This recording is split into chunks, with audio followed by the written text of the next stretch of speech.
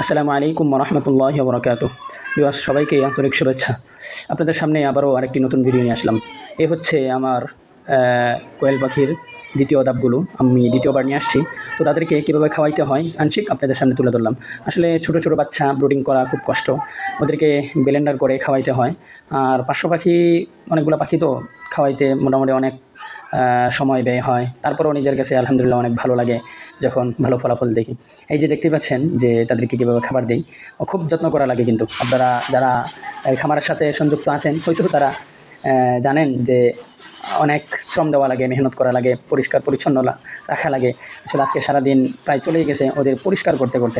তো মাশাআল্লাহ, এই পরিষ্কারগুলো আসলে কষ্ট লাগে না যখন দেখি যে অনেক উন্নত হয়েছে এবং কোনো রোগবালাই নাই। আর এগুলো হচ্ছে আমার প্রথম ধাপের, এইগুলো হচ্ছে আমার প্রথম ধাপ। প্রথমে আমি এগুলো নিয়ে আসছিলাম, মাশাআল্লাহ দেখতে অনেক বড় হয়েছে। আপনাদের দোয়ায় ভালোবাসায় আজকে অনেকগুলো সেল দিয়ে দিলাম এবং আগামীকালকে ইনশাআল্লাহ দিব। তো সবার কাছে দোয়া চাই, আল্লাহ তাআলা যেন ব্যবসায় বারাকা দান করেন এবং সবাই দোয়া করবেন। এবং সবার কাছে অনুরোধ থাকবে, আপনারা সবাই ব্যবসা করুন এবং নিজেকে প্রশস্ত করুন। এই যে, এবং আমার জন্য দোয়া করবেন। এখানে অনেকগুলো পাখি নিয়েছি, আলহামদুলিল্লাহ এই পর্যন্ত অনেক সুস্থ আছে। তাদের চলাফেরা, দৌড়াদৌড়ি, উড়াউড়ি দেখে বুঝতেই পারছেন যে কতটুকু সুস্থ আছে। তো আল্লাহ তাআলা আপনাদের ব্যবসায় বারাকা দান করুক এবং আমার ব্যবসায় বারাকা দান করুক। আসসালামু আলাইকুম।